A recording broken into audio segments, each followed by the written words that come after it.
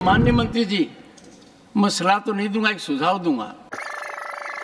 मंत्री साहब से पूछना चाहती हूँ, हम जैविक खेती की बात कर रहे हैं सर, आपके माध्यम से मैं मंत्री साहब से पूछूंगी कि जैविक खेती में अगर हम खेती करते हैं तो कम खेती होती है कंपेयर टू पेस्टिसाइड वाली खेती से, तो क्या खासकर राइस में, गेहूं में आप मिनिमम सपोर्ट प्राइस जो MSP है, जैविक खेती जो किसान कर रहा है, क्या उसको बढ़ाने के बारे में सरकार सोच रही है क्या? और दूसरा, KVK सर, मैं भी बहुत जाती हूँ कृषि विज्ञान केंद्र, अभी लगभग 720 के करीब है, और जिनको आप 20 हेक्टेयर ज़मीन देते हैं, जो किसानों को प्रोत्साहित करती है जैविक खेती के लिए। सुखाड़ है, बाढ़ है, तो कौन सी खेती करनी है, कैसी खेती करनी है।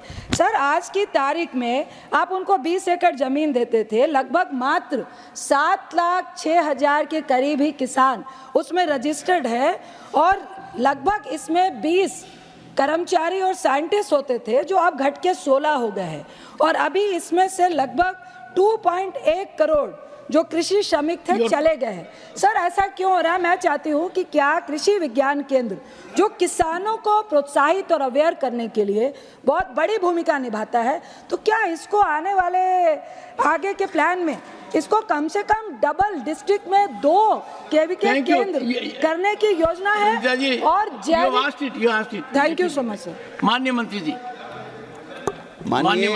माननीय सदस्य ने बहुत ही अच्छा प्रश्न किया है।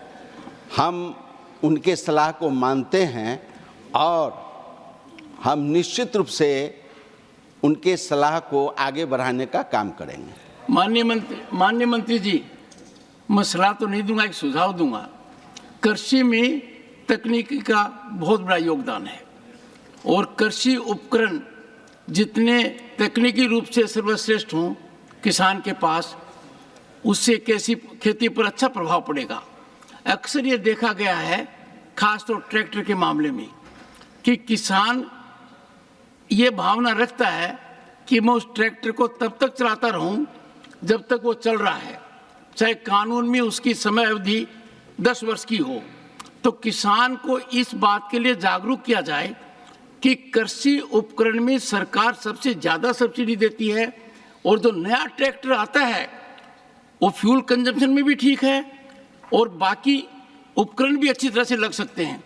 तो इसके लिए मुझे लगता है कि एक भावना फैलाने की आवश्यकता है, क्योंकि कुछ लोग ये धारणा लिए बैठे हैं कि हमारे ट्रैक्टर को कानून की तरह जो रुकना चाहिए उसको रोकोगे तो हम ट्रैक्टर को सड़क पर ले आएंगे।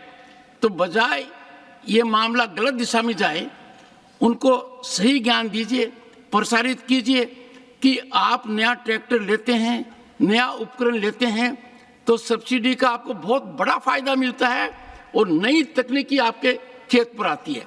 इस और कुछ करना चाहिए। For exclusive and insightful videos, subscribe to our new channel ABP Live Premium.